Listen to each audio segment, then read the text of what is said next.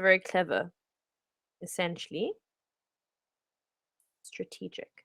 Here was the social hierarchy in ancient Rome. Looks like a big triangle. So, Miley, can you please read the different parts of the social hierarchy? Can you start from the bottom? Who is at the bottom of the triangle? Slaves. Slaves, and then above the slaves? Freedmen. Freedmen, and then the plebeians or plebeians?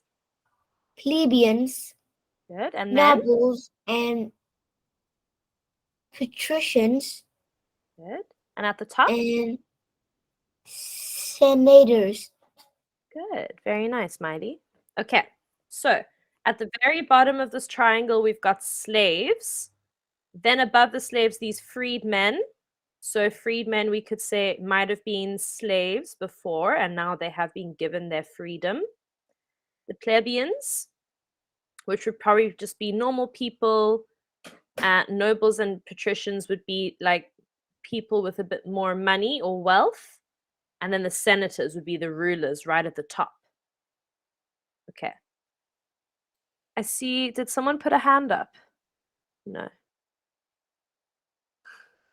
Of course, it was a slave. Who said that? Mayo. Okay, so the slaves are at the bottom of this triangle. Can anyone tell us why? Why are the slaves at the bottom? What did slaves have to do? What is a slave? Who can tell us? Yes, Mayo. They must do whatever we told them to do and they don't get paid. Yes. So they work, but they don't get paid. Very good. So these were people who were not free people. They did not have any human rights. So they would have other people that were in charge of them and told them what to do, but they wouldn't get paid for it. So Mayo, do you think is that okay? Is that fair to do that to a person? No. No, it's not okay. So that's why we don't have slaves anymore, because all people have their freedom and you are not allowed to treat people like that anymore. But this was a very long time ago when they still treated people like this. So that's why the slaves are at the bottom of this triangle, because they did all the hard, horrible work and they had no power. Okay, then we have the senators at the top who make all the power. So you guys can see it's a triangle because the slaves would be like, there'd be a lot of people that were slaves, then a few less people, freedmen, plebeians, the nobles, and then at the top, the senators would just be a small group of people that make the decisions. So there are a lot of people here, but only a small, small group of them are at this top of this triangle that make the decisions. Okay, I'm putting this in the meeting chat, what Mayo has said. So slaves are people who have to work and follow orders but do not get paid and are not free. Okay, let's go to our next slide.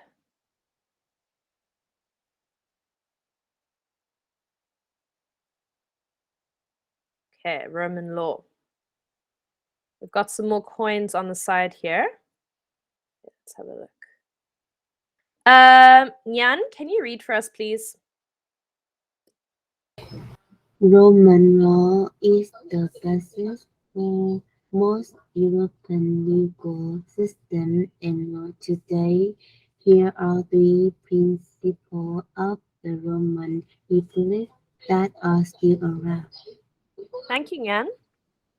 Okay, so Roman law is very old, but we still use these three principles today. Let's see what they are. Okay, Mun, can you please read the three principles?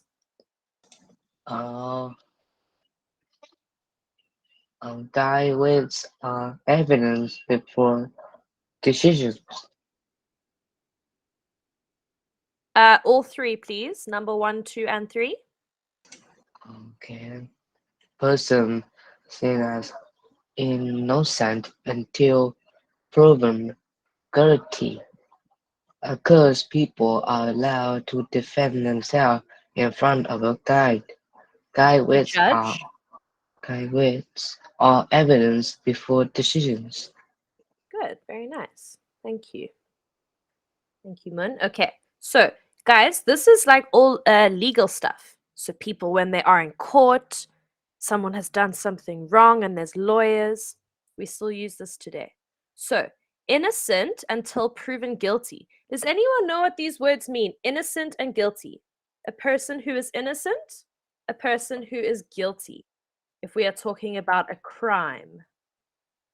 Yes, Mayo? Innocent is just normal people, and guilty people is people that did crime and do something wrong. Good. Very nice. So innocent means you have done nothing wrong. If we're talking about a crime, innocent, you did nothing. Guilty means you have done something wrong or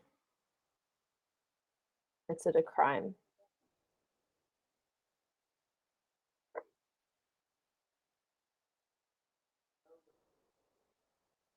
Okay. So this we can use, like the example would be somebody stole money from a bank. A bank robber stole money from a bank. Okay, so Uyen, if someone steals money from a bank, is that person innocent or guilty? Where's Uyen? Uyen, I'm saying if someone steals money from a bank, do you think that person is innocent or are they guilty?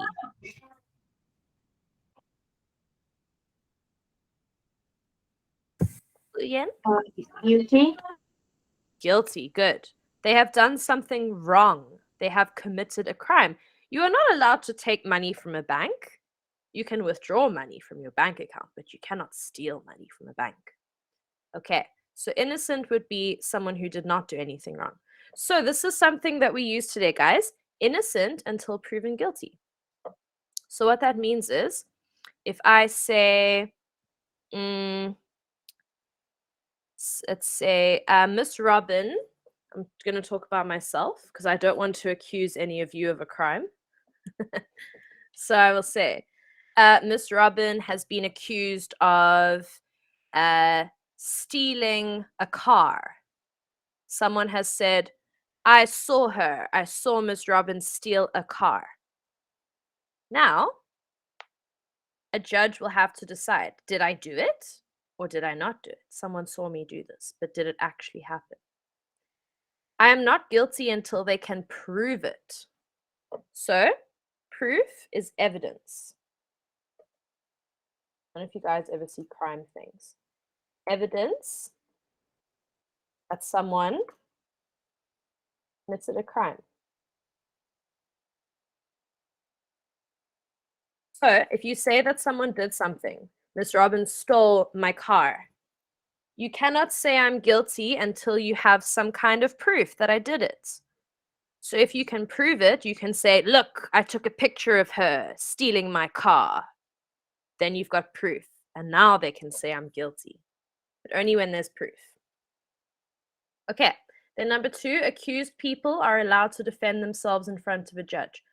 So now I'm going to ask, hands up if you would like to answer.